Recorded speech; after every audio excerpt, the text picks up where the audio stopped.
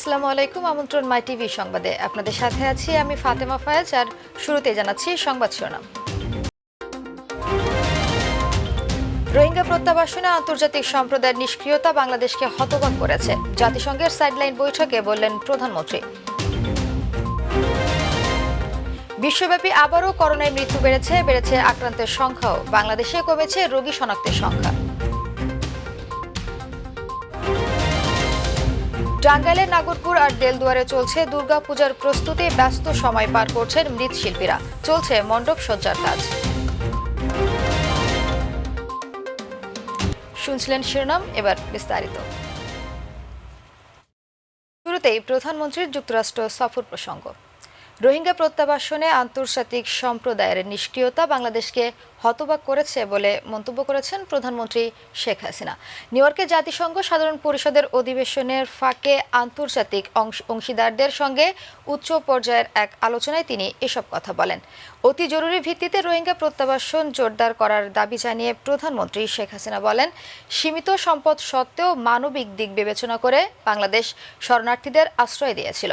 শেখ হাসিনা দৃঢ়তার সঙ্গে বলেন, রোহিঙ্গা সংকট আঞ্চলিক ও আন্তর্জাতিক নিরাপত্তার জন্য উদ্বেগের বিষয় হয়ে দাঁড়িয়েছে।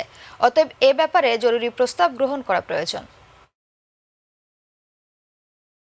For the last 4 years, we held high hopes that these displaced people could go back to their own homes in their motherland, Myanmar, in safety, security, and dignity. We reposed our trust in the Global Assembly and community for their repatriation. Whatever we are doing in Bangladesh is purely on a temporary basis. As I repeatedly said, they are Myanmar nationals, and hence they must go back to their homeland, Myanmar. মিয়ানমারের রোহিঙ্গা শরণার্থীদের জন্য অতিরিক্ত তহবিল ঘোষণা করেছে মার্কিন যুক্তরাষ্ট্র। এর আওতায় রোহিঙ্গাদের জন্য 18 কোটি মার্কিন ডলার সহায়তা দেবে বাইডেন প্রশাসন। দেশের পররাষ্ট্র দপ্তর জানিয়েছে, 2017 সালের আগস্ট থেকে শুরু করে এখন পর্যন্ত রোহিঙ্গা শরণার্থীদের জন্য যুক্তরাষ্ট্রের মোট সহায়তার পরিমাণ $1.5 বিলিয়ন। দপ্তরের মুখপাত্র নেড প্রাইস এক বিবৃতিতে বলেন, বাংলাদেশে আশ্রয় নেওয়া রোহিঙ্গা শরণার্থীদের সহায়তায় যুক্তরাষ্ট্র এখন পর্যন্ত যুক্তরাষ্ট্র থেকে $1.2 বিলিয়ন মার্কিন ডলার দিয়েছে। রোহিঙ্গাদের শিক্ষা, খাদ্য নিরাপত্তা, স্বাস্থ্য, পুষ্টি, সুরক্ষা, আশ্রয়, দুর্যোগ মোকাবেলা, পানি, স্যানিটেশন এবং স্বাস্থ্যবিধি সহ নানা মানবিক কাজে এই অর্থ ব্যয় করা হয়েছে বলেও উল্লেখ করেন নেড প্রাইস। এ পর্যন্ত 3,50,00,000 মানুষের বেশি মানুষকে কোভিড টিকা দেওয়া হয়েছে, প্রধানমন্ত্রী শেখ হাসিনা বলেছেন। 2022 সালের আগস্টের মধ্যে জনসংখ্যার 80%কে টিকা দেওয়া হবে।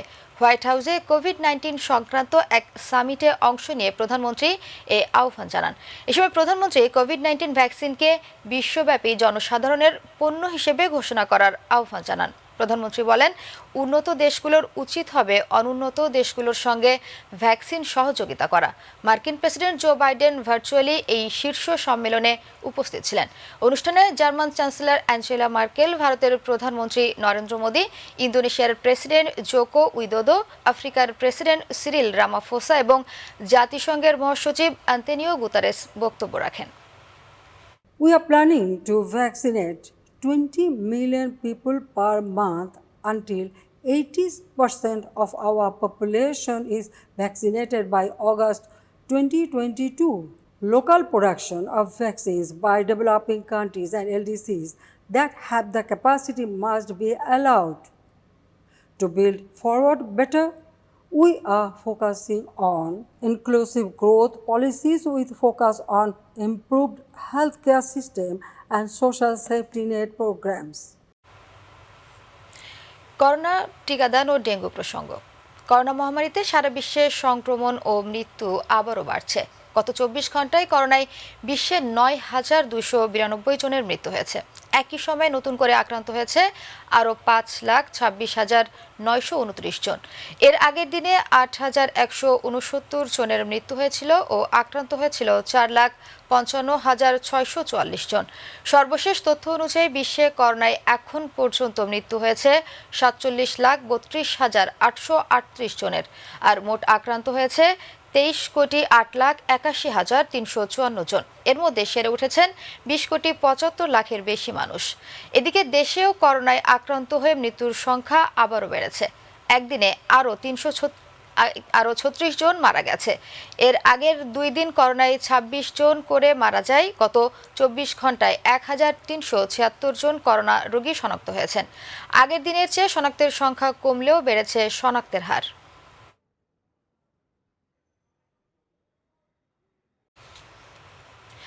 প্রবাসীদের ভিসার মেয়াদ দেখে আজ থেকে নতুন করে দেওয়া হবে ফাইজারের টিকা। একই সঙ্গে চলবে সিনোফার্মের টিকাও। যারা যথাযথভাবে নিবন্ধন করেছেন সবাইকেই পর্যায়ক্রমে টিকা নিতে পারবেন। তবে SMS ছাড়া টিকা নেওয়ার কোনো সুযোগ নেই বলে জানিয়েছেন স্বাস্থ্য বিভাগের কর্মকর্তারা।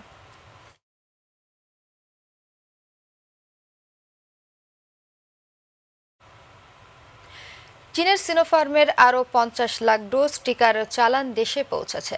বুধবার রাত 2টায় বিমান বাংলাদেশ এয়ারলাইন্সের একটি ফ্লাইটে হজরত শাহজালাল আন্তর্জাতিক বিমানবন্দরে এই টিকার চালান এসে পৌঁছায়।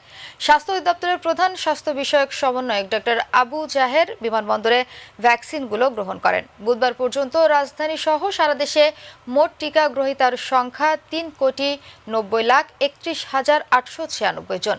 তাদের মধ্যে প্রথম ডোজের টিকা নিয়েছেন 2,35,13,326 জন, আর দ্বিতীয় ডোজের টিকা নিয়েছেন 1,55,18,534 জন। সারা দেশের মতো টাঙ্গাইলের নাগরপুর আর দেলদুয়ারেও চলছে দুর্গাপূজার আয়োজনের প্রস্তুতি। প্রতিমা তৈরিতে ব্যস্ত সময় পার করছেন মৃৎশিল্পীরা। চলছে মণ্ডপ সজ্জার কাজও। তবে করোনা আর বন্যার কারণে এবার আয়োজন সীমিত বলে জানালেন সংশ্লিষ্টরা। মোহাম্মদ আনিস খানের রিপোর্ট, জানাচ্ছেন মুবাল্লিক করিম। করোনার চেয়ে শারদীয় দুর্গোৎসব, সময়ের সাথে পাল্লা দিয়ে চলছে আয়োজনও। টাঙ্গাইলের নাগরপুর ও দেলদুয়ারেও আয়োজনের কমতি নেই। ব্যস্ত সময় পার করছেন প্রতিমা শিল্পীরা। মাটির কাজ চলছে, মাটির কাজ শেষ হয়ে গেলে তার রং হবে। এই তো আমাদের মাটির কাজ শেষ, এখন রঙের কাজ ধরছি। এইটার পর আরো কয়েকটা কাজ আছে। কাজের প্রচুর চাপ, এখন পুজো এসে গেছে, আমাদের অনেক রাত জায়গায় কাজ করতে হয়। তৈরি হয়েছে দেহা অববয় আর কাঠামো। শিল্পীদের নিপুণ হাতের ছোঁয়া চলছে পরিস্ফুটন। প্রতি বছরই পূজা হচ্ছে সুন্দর এবং সুষ্ঠুভাবে। এটা অনেক আনন্দের সহিত আমরা সবাই পূজাটা করে থাকি। এবার উপজেলায় 240টি মণ্ডপে আয়োজিত হবে পূজা। হিন্দু, মুসলমান, বৌদ্ধ, খ্রিস্টান যারা এখানে বসবাস করে সবাই সম্মিলিতভাবে এই পুজোয় অংশগ্রহণ করে এবং সার্বজনীন দুর্গোৎসবের সার্বজনীন চেহারায় আমরা এখানে পরিলক্ষিত হতে দেখি। করোনার জন্য রয়েছে কঠোর স্বাস্থ্যবিধির বাধ্যবাধকতা। এবার আমাদের যেহেতু কোভিড চলাকালীন আমরা যথাযথ স্বাস্থ্যবিধি মেনে আমাদের পূজাগুলি পরিচালনা করব এবং সেইভাবে আমাদেরকে উদ্যোগ নেওয়া হয়েছে। পূজা কমিটিগুলি কাজ করছে এবং আমরা উপজেলা প্রশাসন থেকে সব ধরনের সহযোগিতা ইনশাল্লাহ করব। মুবাল্লিক করিম, মাই টিভি, নিউজ ডেস্ক। অজানার পথে পালিয়েছিল ধামরাইয়ের 2 প্রেমিক প্রেমিকা, কিন্তু অপহরণের অভিযোগ এনে মেয়ের পরিবার হামলা চালায় ছেলের বাড়িতে। ছেলের বাবাকে ধরে মারধরের পর করা হয় অপমান। সেই মারধরে কিছুদিন অসুস্থ থাকার পর লজ্জা আর অপমানের গ্লানি নিয়ে মৃত্যুর কোলে ঢলে পড়েন দিনমজুর পিতা আমিনুল ইসলাম। বিষয়টি নিয়ে আইনগত সহায়তা চেয়েও না পাওয়ার অভিযোগ ভুক্তভোগীদের।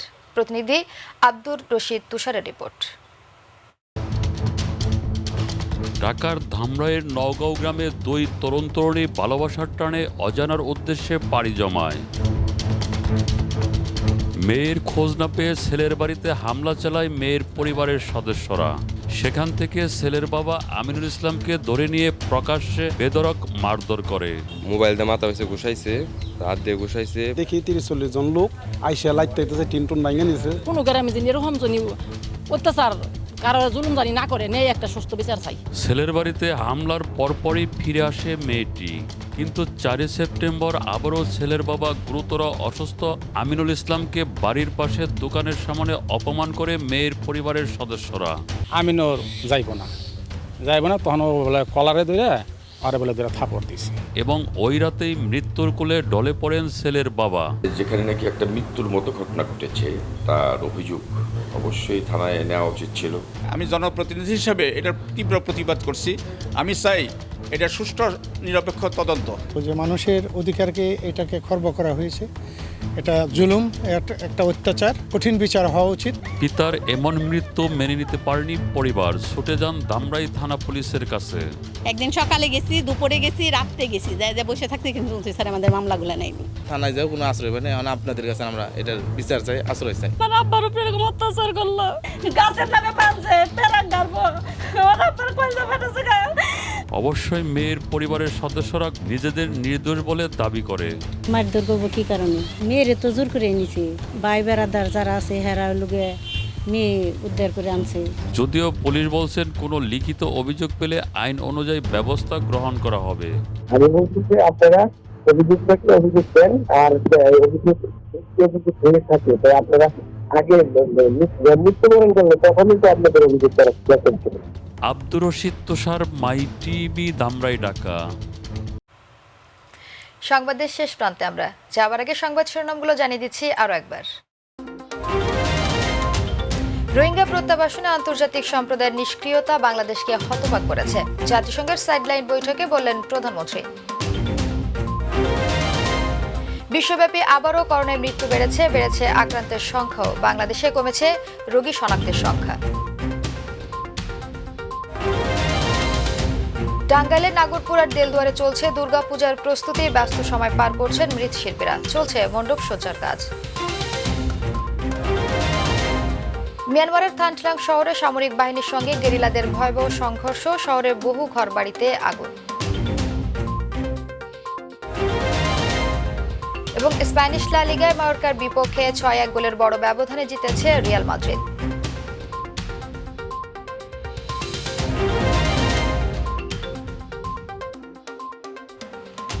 সঙ্গে থাকার জন্য ধন্যবাদ। এছাড়া ইউটিউবে মাই টিভি সংবাদ পেতে ভিজিট করুন youtube/mytvbd নিউজ এবং আমাদের অনুষ্ঠান দেখতে ভিজিট করুন youtube/mytvbangla ও facebook/mytvbangla।